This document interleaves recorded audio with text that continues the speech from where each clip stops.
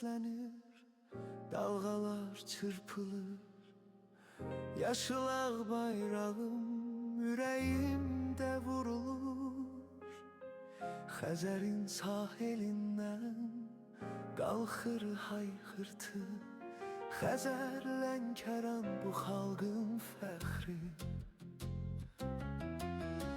Yağışda yağsa, küləkdə esə, azarkeş səsi meydanı bürüsə, Cənubun gücü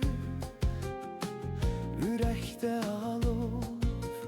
Xəzər Lənkəran, sən bizim qəlb qovğamız. Xəzər Lənkəran, qalx zirvəyə sən.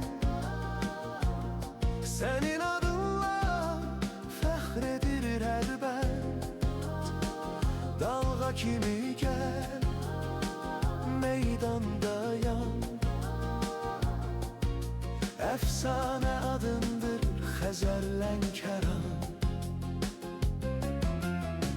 Yaşıl ağ rənglər ümidin simvolu.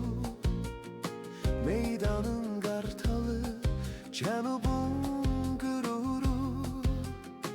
Rəqib görsə səni qorxudan titrər. Çünki səhnədə Xəzərin aslanı var.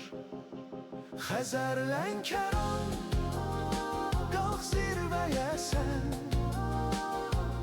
Sənin adınla fəxr edir hər bənd. Dalğa kimi gəl, meydanda yan.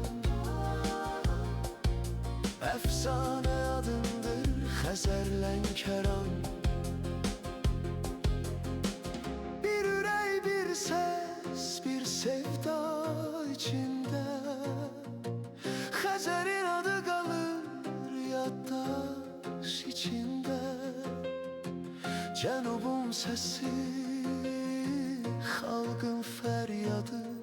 Yaşa Xəzər Lənkəran, bu meydan sənin adındır.